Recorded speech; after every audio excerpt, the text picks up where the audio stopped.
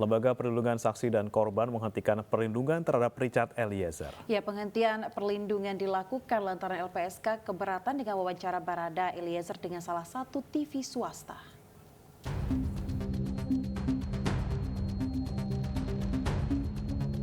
Lembaga Perlindungan Saksi dan Korban atau LPSK menghentikan perlindungan kepada Richard Eliezer Pudihang Lumiu. Penghentian perlindungan terhadap Eliezer ini lantaran Eliezer melakukan sesi wawancara dengan salah satu stasiun TV swasta tanpa persetujuan LPSK. LPSK merasa keberatan dengan sesi wawancara yang ditayangkan karena tidak ada pengajuan permohonan ke pihak LPSK. Sehingga LPSK mencabut perlindungan atas Eliezer dalam bentuk perlindungan fisik. Namun penghentian perlindungan LPSK tidak mengurangi hak narapidana Eliezer sebagai justice kolaborator.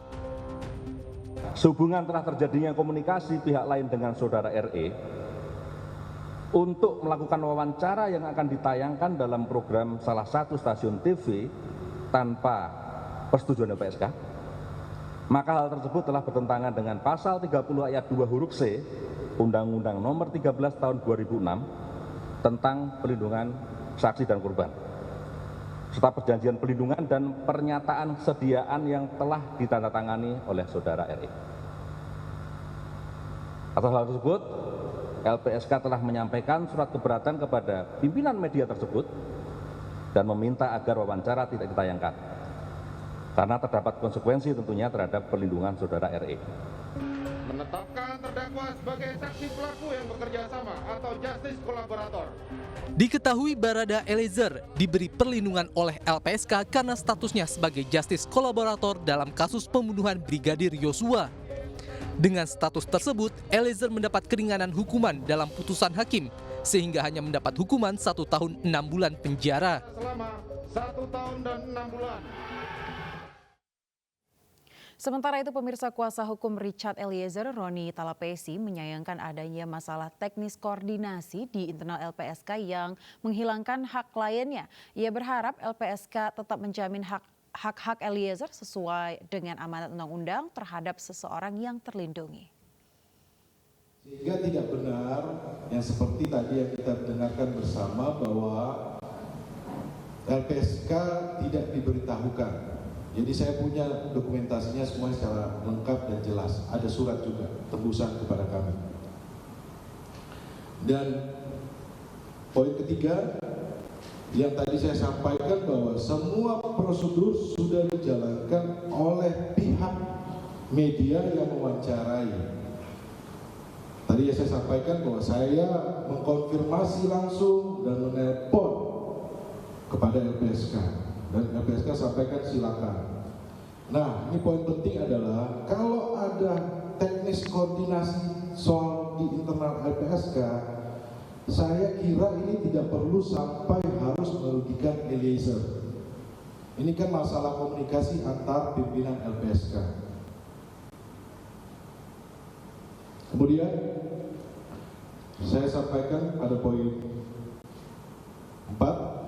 Ini perlu kita sampaikan bahwa Richard Eliezer dan keluarga tidak keberatan karena tema yang diminta oleh pihak adalah tentang nilai-nilai kehidupan, kejujuran, penyesalan, dan pertobatan. Rekonstruksi kasus penganiayaan Mario Dandisatrio terhadap David Ozora digelar Polda Metro Jaya di Pesanggerahan, Jakarta Selatan. 40 adegan diperagakan dalam rekonstruksi ini.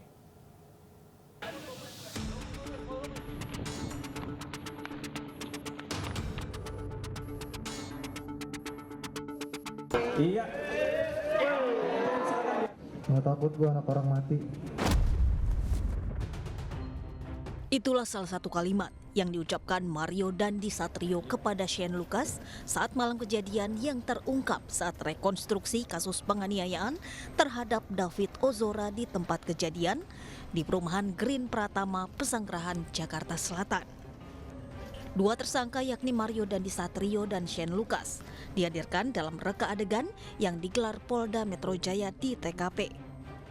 Sementara AG yang berstatus anak berkonflik dengan hukum dalam kasus ini tidak dihadirkan lantaran masih di bawah umur. Sebelumnya memang pihak kepolisian merencanakan 23 adegan yang diperagakan.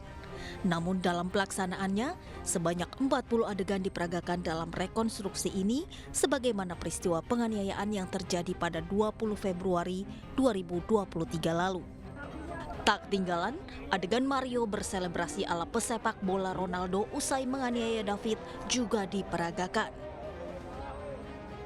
Sebagaimana yang pernah saya sampaikan, kami sampaikan bahwa dari persesuaian beberapa alat bukti ini, kita bisa menemukan peranan dari masing-masing tersangka yang ada di TKP tersebut. Ya. Sebagai contoh, misalnya yang tidak ada di rekaman HP, ternyata ini tercover dari CCTV yang ada.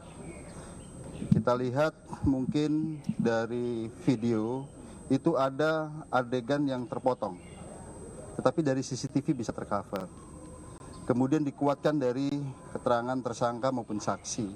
Walaupun yang tadinya mungkin dari keterangan tersangka itu tidak sesuai dengan faktanya, begitu pada saat pemeriksaan kita padukan dengan digital forensik, hasil digital forensik, baik dari WA chat, ya, chat WA, ya, kemudian dari video, kemudian video ini kita besarkan apa kata-katanya itu muncul semua itu. Free kick dan lain sebagainya. Saya tidak takut anak orang mati dan lain sebagainya itu muncul. Kemudian dari CCTV tercover semuanya yang tidak ada di video tercover, dikuatkan dengan keterangan saksi. Jadi dalam arti di sini tersangka juga tidak bisa bohong lagi karena itu ada di CCTV dan lain sebagainya. Rekonstruksi ini digelar untuk mencocokkan alat bukti yang dikantongi penyidik dengan keterangan saksi hingga tersangka. Tak hanya para tersangka, sejumlah saksi juga turut dihadirkan dalam rekonstruksi ini, yaitu N dan R selaku pemilik rumah terjadinya penganiayaan. Tak lupa, mobil Rubicon milik Mario Dandi yang digunakan saat kejadian pun turut dihadirkan dan terparkir di TKP saat rekonstruksi. Rombongan Kementerian Keuangan mendatangi kantor Menko Polhukam Mahfud MD pada Jumat sore. Kedatangan itu untuk membahas mengenai temuan transaksi janggal 300 triliun rupiah yang menjadi perbincangan publik. Ada pergerakan mencurigakan sebesar 300 T di lingkungan Kementerian Keuangan. Kementerian Keuangan merespon temuan Menko Polhukam Mahfud MD terkait adanya transaksi mencurigakan yang mencapai 300 triliun rupiah. Jumat sore, rombongan dari Kementerian Keuangan dipimpin oleh Suhasil Nazara menemui Menko Polhukam untuk membahas transaksi janggal tersebut. Menko Polhukam Mahfud MD menyatakan transaksi janggal itu merupakan dugaan tindak pidana pencucian uang atau TPPU yang terjadi sejak tahun 2009 hingga 2023. Jadi tidak benar kalau kemudian isu berkembang di Kementerian Keuangan ada korupsi 300 triliun. Bukan korupsi, pencucian uang. Pencucian uang itu lebih besar dari korupsi tapi tidak ngambil uang negara. Apalagi dituding ngambil uang pajak, itu enggak. Bukan itu. Mungkin ngambil uang pajaknya sedikit, nanti akan diselidiki. Karena misalnya kami mengambil sampling 7 nih. 7 kasus dari 197 kasus yang dilaporkan itu, 7 kasus itu tindak pidana pencucian uangnya sudah dihitung 60 triliun ya Pak Sugeng. Sudah 60 triliun dari 7 kasus tindak pidana pencucian uangnya. Dan selama ini kita tidak pernah mengkonstruksi kasus pencucian uang itu, padahal kita punya undang-undang. Hanya ada 1, 2, 3 lah ya orang dihukum karena pencucian uang, padahal itu jauh lebih besar dari korupsi. Dengan diskusi yang barusan dilakukan, kita mereaffirm komitmen bersama bahwa di Kementerian Keuangan kami akan terus berkomitmen untuk menjaga integritas seluruh pegawai kita dalam hubungannya dengan administrasi kepegawaian. Artinya apa? Ya harus disiplin pegawai. Disiplin pegawai harus ditegakkan, kemudian integritas kita tegakkan terus. Untuk menjaga integritas, Kementerian Keuangan menjalani kerjasama dengan PPATK terutama mengenai individu dari Kementerian Keuangan. Kemenkeu meminta informasi kepada PPATK terkait adanya dugaan penyelewengan dana. Sementara terkait adanya dugaan tindak pidana pencucian uang, Kementerian Keuangan menyerahkan penyelidikan kasus ini ke penegak hukum. PPATK menemukan uang puluhan miliar rupiah yang diduga milik mantan pejabat Direktorat Jenderal Pajak Rafael Alun Trisambodo. Uang yang tersimpan di safe deposit box salah satu bank BUMN itu diduga hasil suap. Pusat Pelaporan dan Analisis Transaksi Keuangan belum mengungkap jumlah uang yang disimpan Rafael Alun Trisambodo di safe deposit box. Namun diduga jumlahnya mencapai puluhan miliar rupiah. Dana tersebut berbeda dengan 500 miliar rupiah di rekening mantan pejabat DJP tersebut.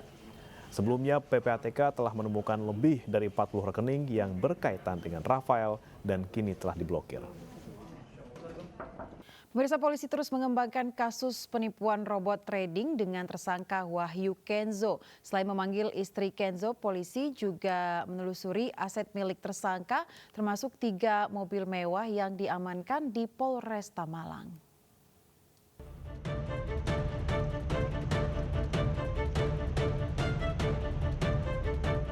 Kasus penipuan robot trading dengan tersangka Wahyu Kenzo terus dikembangkan Polresta Malang dan Polda Jatim. Aset-aset milik Kenzo ditelusuri termasuk 3 mobil mewah yang telah diamankan. Selain menelusuri aset tersangka, polisi juga telah memeriksa 9 saksi. Istri tersangka pun telah dipanggil untuk diperiksa. 3 unit kendaraan, 1 Toyota Alphard, yang kedua Toyota Innova, dan 1 unit BMW sudah diserahkan kepada penyidik.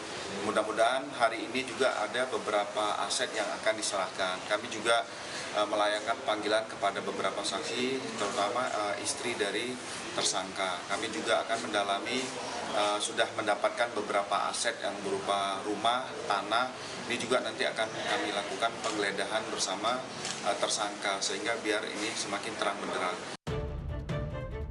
Sejak dibuka nomor hotline hingga Jumat, telah ada 745 aduan dari warga yang mengaku menjadi korban penipuan Kenzo. Sementara berdasarkan hasil pemeriksaan, total ada 25.000 orang yang telah tertipu. Kenzo pun diduga meraup keuntungan hingga 9 triliun rupiah.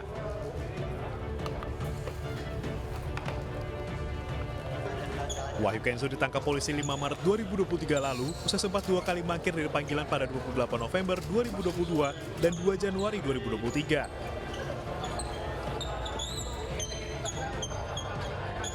Sebelum ditangkap, Crazy Rich Surabaya ini sering pamer gaya hidup mewah di media sosialnya. Akibat perbuatannya, Kenzo terancam hukuman 20 tahun penjara dan denda paling banyak 12 miliar rupiah. Dari Malang, Jawa Timur, Denny Irwansyah, iNews melaporkan. Pemirsa, banjir menerjang sejumlah kawasan di Kabupaten Empat Lawang, Sumatera Selatan. Derasnya arus banjir bahkan menghanyutkan atap bangunan sebuah SMK.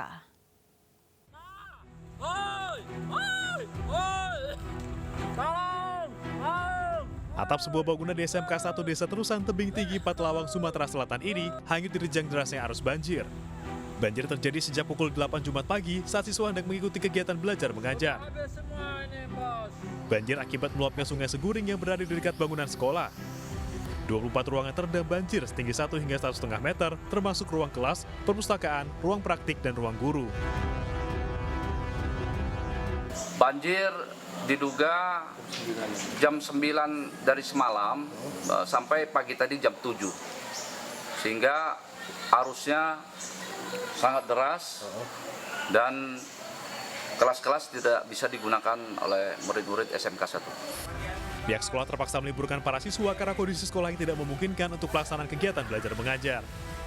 Dari Empat Lawang, Sumatera Selatan, Amri Wijaya, iNews melaporkan. Sejumlah wilayah di Kabupaten Dharmasraya, Sumatera Barat terendam banjir. Ya, curah hujan yang tinggi selama beberapa hari pemirsa menyebabkan banjir setinggi 1,5 meter.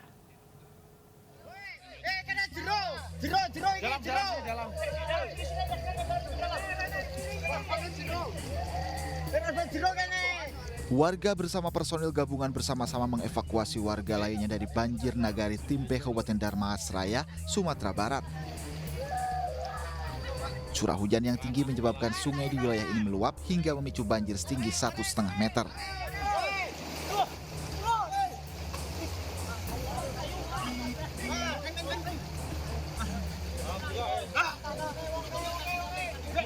Selain di Nagari Timpeh, banjir juga merendam 3 wilayah lainnya yakni Nagari Tabek, Nagari Taratak Tinggi, dan Nagari Payubarangan.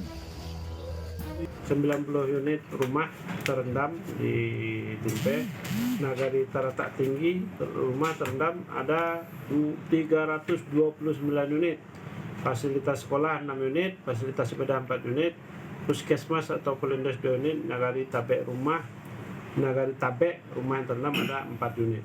Tindakan dilakukan adalah saat ini sebagian warga dievakuasi. Banjir menyebabkan aktivitas warga terhenti dan juga mengganggu transportasi di wilayah ini. Dari Kabupaten Dharmasraya, Sumatera Barat, Budi Sunandar, iNews melaporkan.